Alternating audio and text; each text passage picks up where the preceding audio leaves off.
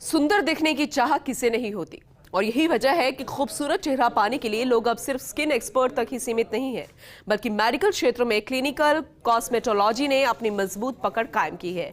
चर्म रोगों से निदान के लिए जहां लोग डर्मेटोलॉजिस्ट के पास जाते हैं, तो वहीं चेहरे को सुंदर और कांति में बनाए रखने के लिए स्किन एस्थेटिक्स का भी सहारा ले रहे हैं।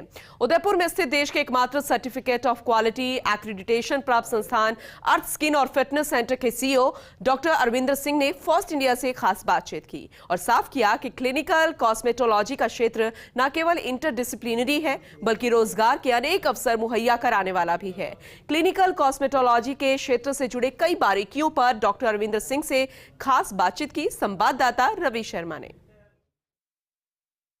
खूबसूरत दिखने की चाह हर व्यक्ति की होती है और ऐसे में हर व्यक्ति खूबसूरती के लिए डर्मेटोलॉजिस्ट यानी कि चर्म रोग विशेषज्ञों के पास पहुंचता है।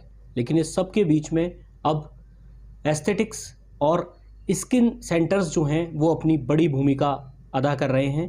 उदयपुर के अर्थ स्किन और फिटनेस सेंटर ने इस क्षेत्र में बड़ा कार्य किया है। मेरे साथ में सेंटर के सीईओ डॉक्टर अरविंदर सिंह हैं। उनसे बात करते हैं कि अब तक ये जो सेक्टर है ये सिर्फ डर्मेटोलॉजिस्ट के नियंत्रण में हुआ करता था, अब कितना व्यापक और विस्तृत हुआ है। डॉक्टर साहब, अब कितना ये जो क्षेत्र है व्यापक हो गया है, विस्तृत हो गया है, कौन कौन लोग इसमें, कौन कौन चिकित्सक जो हैं वो अब इसमें शामिल हो रहे हैं?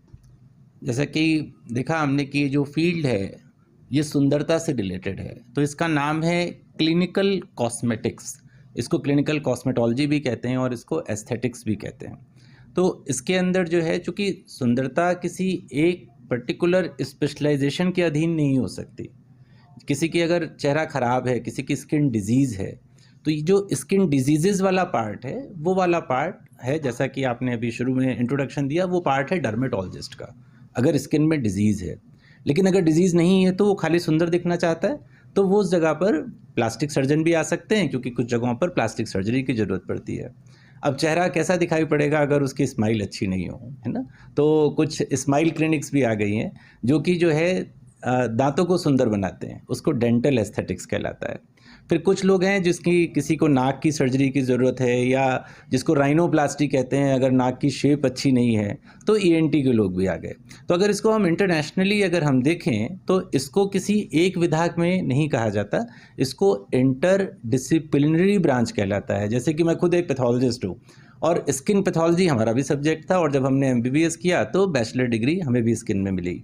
तो कोई भी इस फील्ड को सीख सकता है और इसके लिए जो है स्पेशल कोर्सेज चलते हैं, जो कि जो है कॉस्मेटिक डर्मेटोलॉजी या क्लिनिकल कॉस्मेटोलॉजी के नाम से करे जाते हैं। तो सर, हमसे बात करने के लिए धन्यवाद। तो ये है इस अर्थ स्किन और फिटनेस सेंटर के सीईओ डॉक्टर अरविंदर सिंह, जिन्होंने साफ किया है कि एस्थेटिक्स का जो सेक्टर है वो सिर्फ डर्मेटोलॉजिस्ट तक ही सीमित नहीं है, बल्कि किसी भी विधा से जुड़ा हुआ चिकित्सक इस सेक्टर में आ सकता है।